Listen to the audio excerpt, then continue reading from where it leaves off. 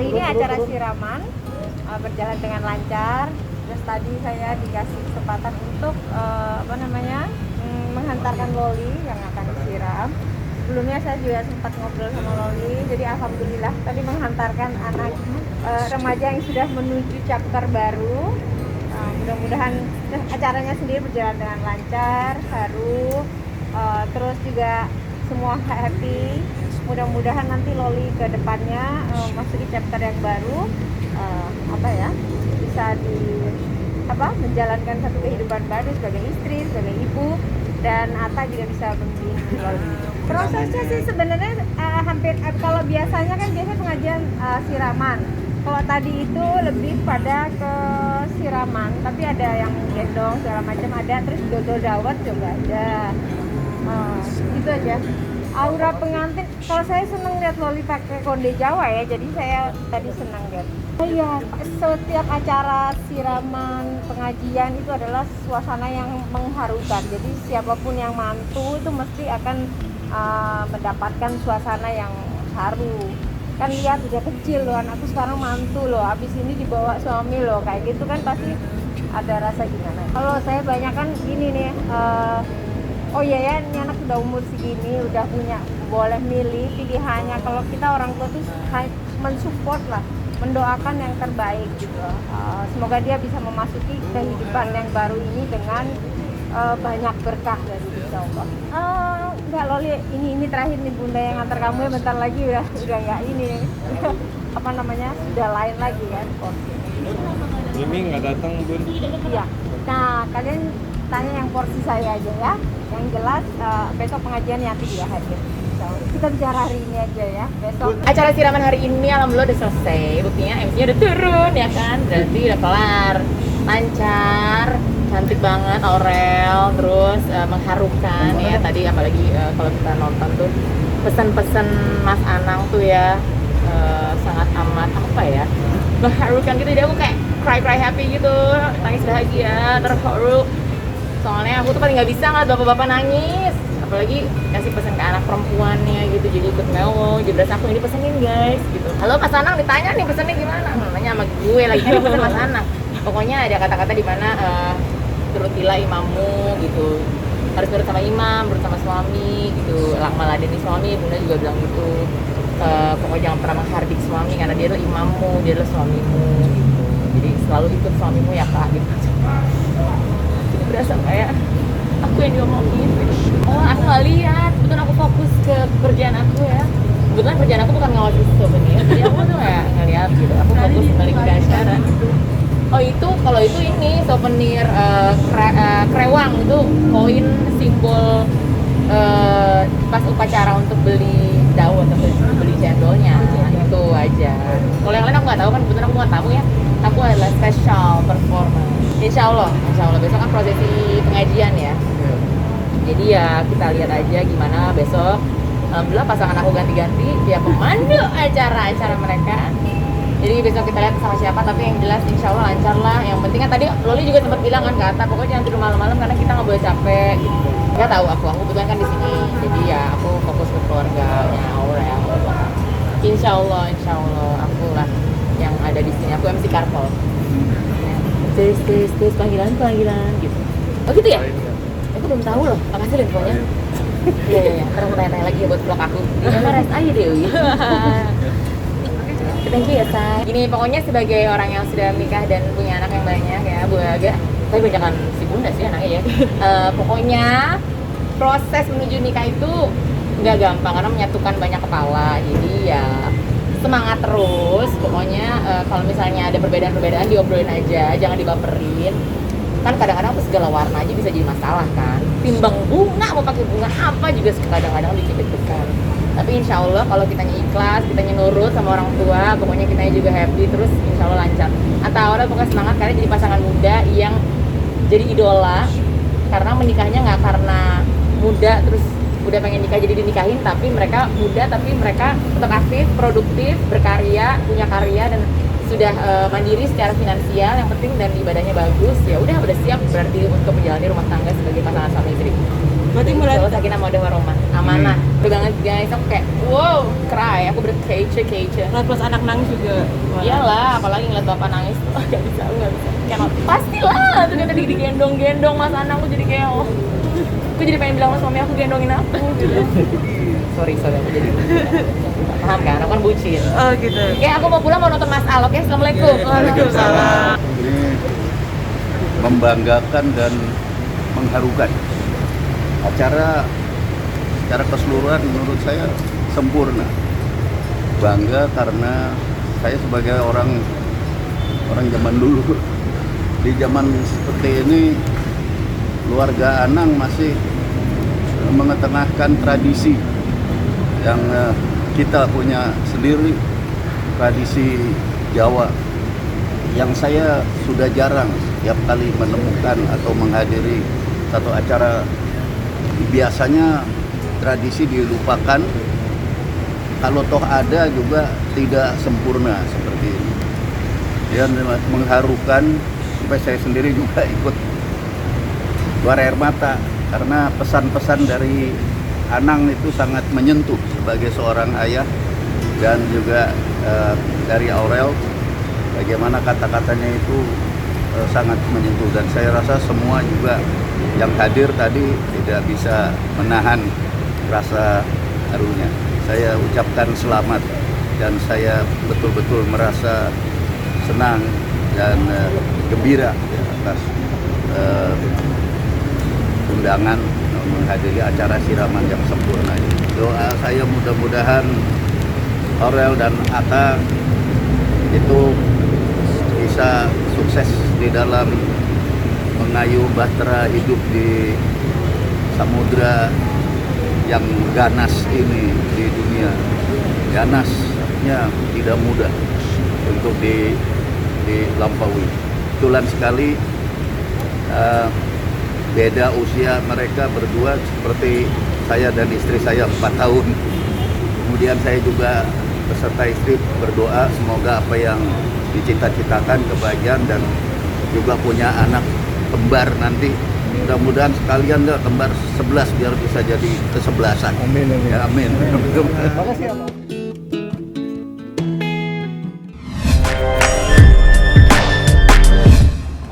Ini dalam beberapa minggu ini cukup banyak sekali kita mengungkap kasus perbuatan cabul atau prostitusi dengan menggunakan media online. Mungkin teman-teman tahu kemarin di Polres Tangerang Kota cukup banyak juga korban-korban di sana, anak-anak di bawah umur. Kemudian juga Polda Metro Jaya sudah mengungkap cukup banyak. Kemudian juga ada yang terakhir lagi baru saja di utara juga baru mengungkap, sama-sama korbannya rata-rata anak di bawah umur. Nah, nanti silakan teman-teman media bertanya secara langsung tentang fenomena seperti ini. Tetapi saya akan menyampaikan dulu ada beberapa akan merilis bagaimana pengungkapan ini bisa terjadi, dan ada beberapa tersangka yang sudah kita amankan. Ini masih berkembang. Ada 3 tersangka yang sudah kita amankan sekarang. Yang pertama adalah inisialnya DA dengan perannya masing-masing. Dia adalah mucikarinya, ya, mucikari. Kemudian ada beberapa lagi mucikari lain masih kita lakukan pengejaran. Kemudian ada saudari CCA. Ini adalah pemilik hotel. Teman-teman banyak ini, saya tahu ada juga infotainment. Ya, yang bersangkutan CCA ini adalah salah satu public figure. Ya, public figure. Mungkin teman-teman sudah tahu semuanya. Dia adalah pemilik hotel langsung. Bahkan hotelnya pun namanya nama belakang daripada tersangka ini.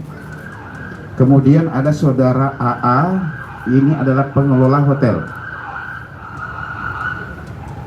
Kami sudah menginterogasi, sudah memeriksa, sudah mem-BAP ketiga-tiganya, dan sudah ditetapkan sebagai tersangka. Sudah kita lakukan penahanan terhadap ketiga-tiganya dengan perannya masing-masing. Ada sebagai mucikari, ada sebagai pengelola hotel, dan juga pemilik hotel. Kemarin ada yang bertanya, apa konteksnya saudari CCA ini dan saudara AA ini adalah ditetapkan sebagai tersangka. Ya, di sini dia mengetahui langsung, ya, mengetahui langsung. Ada 2 alat bukti cukup yang sudah kita dapati untuk bisa menetapkan yang bersangkutan sebagai tersangka dan kita lakukan penahanan. Ya. Kejadiannya sekitar tanggal 16 Maret yang lalu di salah satu hotel di Kota Tangerang, namanya Hotel A, Hotel Bintang 2 statusnya, yang dulunya pengakuan tersangka, dulunya tempat kos-kosan, kemudian dirubah menjadi hotel. Ya. Korban ada 15 orang, adalah semuanya anak di bawah umur, yang rata-rata umurnya 14 tahun, 15 tahun, dan 16 tahun. Ya. Ini yang kita catatkan bahwa ini adalah korban. Ke-15-nya sekarang ini kita titipkan ke P2TP2A, kemudian juga ke penitipan Handayani, ya. Ya. Ini masih kita lakukan pemeriksaan, tapi coba secara psikis nanti dari teman-teman dari P2TP2A dan Hadi Handayani, juga nanti dari LPSK, kemudian Mbak Linda juga dari staf kepresidenan, nanti memang kita perlu untuk mengisi trauma healing untuk para korban, ya, karena korban semuanya anak-anak bawah umur. Sama kejadian di Tangerang Kota juga korban di bawah umur. Modus operandi yang dia lakukan oleh para tersangka ini adalah, ini para pelaku kerjasama, mulai dari mucikari, sampai ke pengelola hotel, sampai ke pemilik hotel. Saya jawab saja, kenapa keterlibatan pemilik hotel dalam hal ini? Saya sudah sampaikan tadi, ada keterlibatan mengetahui. Apa sih motifnya?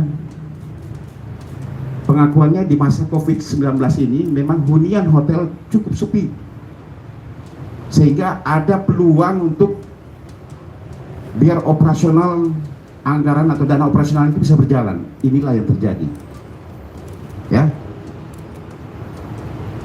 Ini yang dia lakukan dengan menerima kasus-kasus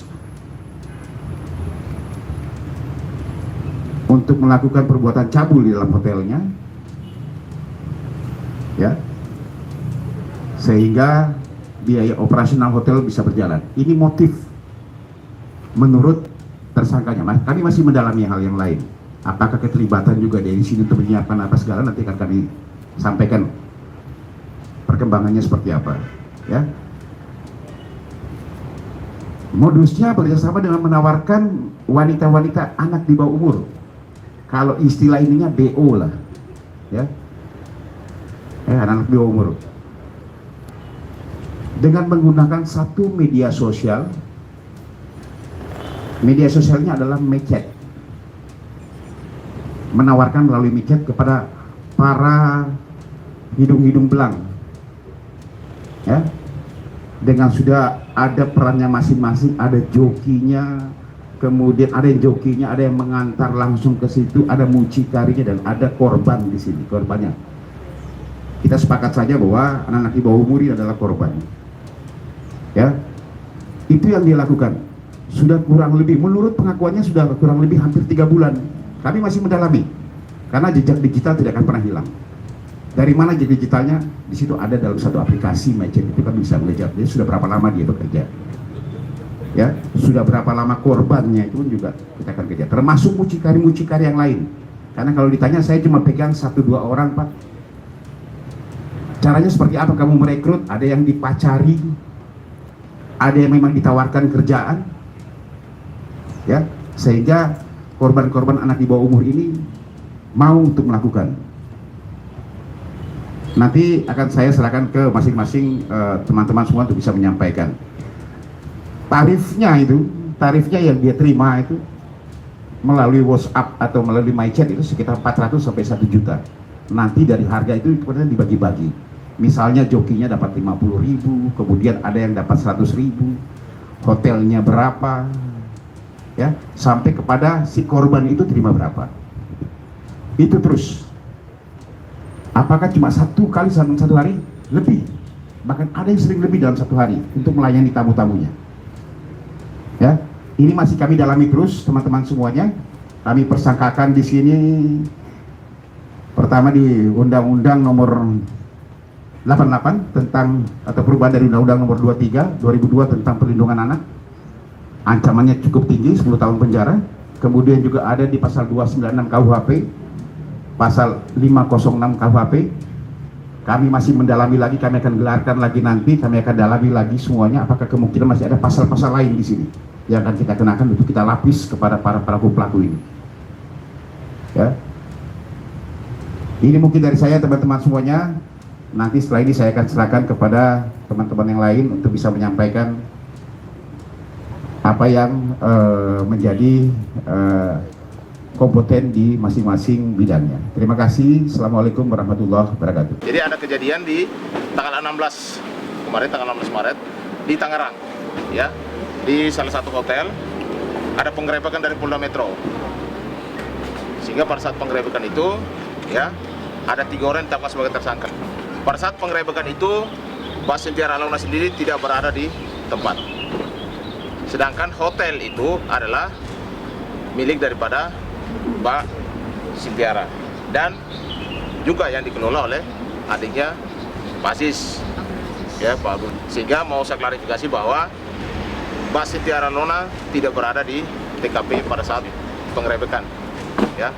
Yang ada memang ada beberapa orang, puluhan orang yang ditangkap di TKP dan dibawa ke Polda Metro. Pada saat ditangkap penggerebekan, karyawan daripada hotel itu menelpon Mbak Cynthia untuk datang, sehingga jam 2 pagi Mbak Cynthia datang ke Polda Metro.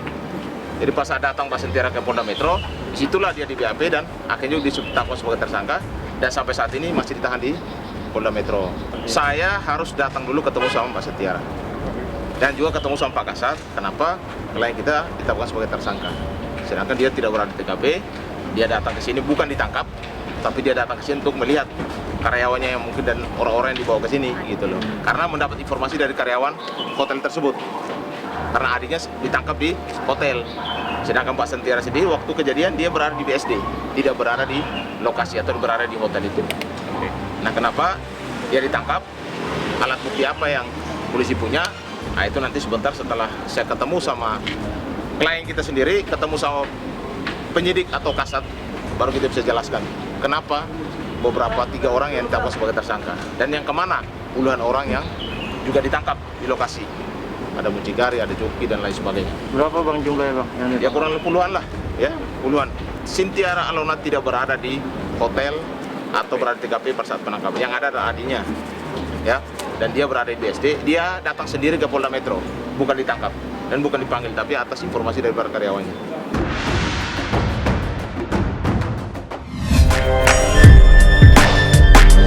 Saat ini terkait perkara tersebut berdasarkan hasil informasi yang didapatkan oleh penyidik sudah kami tingkatkan menjadi proses penyidikan, di mana menurut hasil gelar terkait dengan peredaran video tersebut ada tindak pidana di dalamnya. Nah, saat ini hari ini kami memeriksa saudari GL sebagai saksi untuk melakukan pemenuhan alat bukti. Nanti untuk kedepannya proses ini masih berjalan dan terkait nanti perkembangannya akan kami sampaikan. Nanti berdasarkan keterangan saksi-saksi lainnya dan pemenuhan alat buktinya, apabila nanti akan berlanjut, kami tetap akan melakukan pemanggilan lagi. Itu nanti akan kami berdasarkan alat bukti yang sudah kami temukan, nanti kami akan gelar dahulu, karena memang itu prosesnya. Tapi untuk saat ini, untuk laporan tersebut sudah naik ke proses penyidikan. Pastinya terpukul ya, karena kan teman-teman netizen juga menyerang bertubi-tubi gitu, padahal belum tahu, maksudnya belum tahu cerita seperti apa, kondisi sebenarnya seperti apa. Tapi ya maksudnya aku balik lagi minta doanya aja, semoga semuanya berjalan dengan lancar. Kita mengikuti prosedur hukum yang berlaku ya, artinya dalam pemanggilan ini juga kami hadir, tidak pernah menunda dan selalu sesuai jadwal yang ditetapkan oleh penyidik di Polres Metro Jakarta Barat. Kita sih mengapresiasi ya terkait dengan penyebaran kan sudah ditangkap ya, satu di Bandung, satu di Trenggalek gitu. Artinya untuk proses berikutnya kita tunggu saja lah, kita lihat perkembangannya yang ada ya. Mohon doanya dari rekan-rekan. Puji Tuhan, beberapa ada yang memang terhambat, tapi yang lainnya baik-baik aja kok. Menghadapinya ya aku serahkan lagi sama kuasa hukum dan mengikuti jalur hukum yang sebenar-benarnya dan berlaku. Dukungan keluarga baik-baik aja, puji Tuhan. Maksudnya suportif, sangat suportif. Semua teman-teman, keluarga. Kalau berhati-hati harus sih. Dalam segala hal harus berhati-hati. Gabriela masih main sosmed? Masih, iya support, menyikapi dengan positif. Jadi dapat kami sampaikan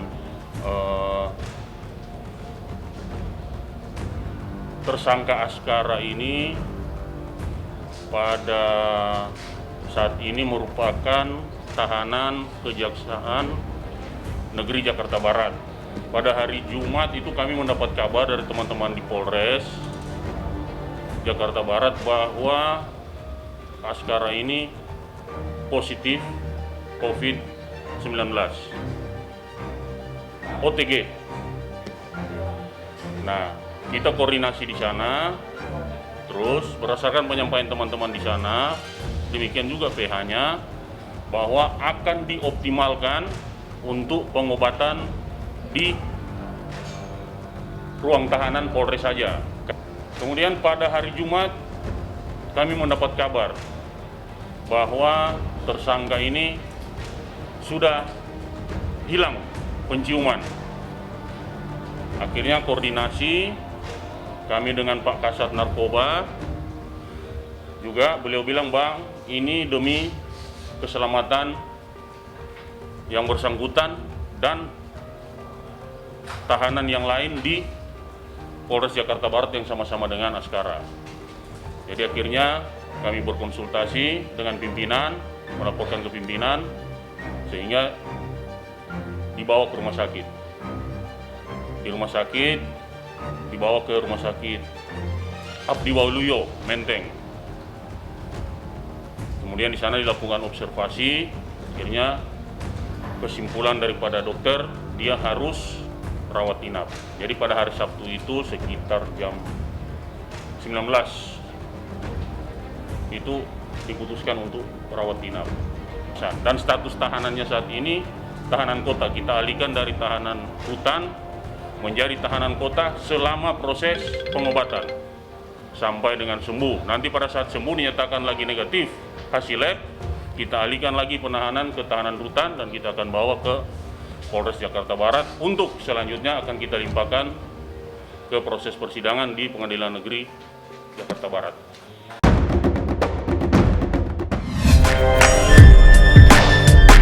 Betul bahwa Pak Agim Nastiar mengajukan permohonan cerai ke Pengadilan Agama Bandung.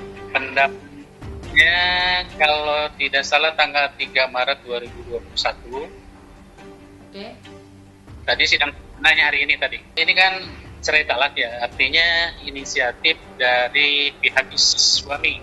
Berarti istilah pengadilannya itu permohonan cerai. Jadi Pak Hakim sebagai pihak pemohon, kemudian istrinya sebagai pihak termohon. Kita di sidang pertama tadi dari pihak Hakim dan kuasanya tidak hadir dalam sidang, hanya dari pihak kuasa hukum dari istrinya termohon yang hadir. Oh, kalau itu kan sudah masuk dalam materi perkara ya, jadi kami pihak pengadilan tidak bisa memberikan informasi atau mempublikasikan alasan-alasan. Ini kan cerai talak ya, artinya inisiatif dari pihak suami. Berarti istilah pengadilannya itu permohonan cerai. Jadi Pak Hakim sebagai pihak pemohon, dia istrinya sebagai pihak termohon. Cuma kebetulan tadi sidang pertama tadi dari pihak Hakim dan kuasanya tidak hadir dalam sidang, hanya dari pihak kuasa hukum dari istrinya termohon yang hadir. Ternyata setelah sidang ditunda, ada informasi bahwa kuasa hukum dari Pak Hakim itu hadir, cuma terlambat gitu. Cuma kan sudah terlanjur sidang ditunda, jadi mungkin insya Allah pada sidang yang akan datang kedua-duanya akan hadir, baik kuasanya ataupun prinsipalnya kan.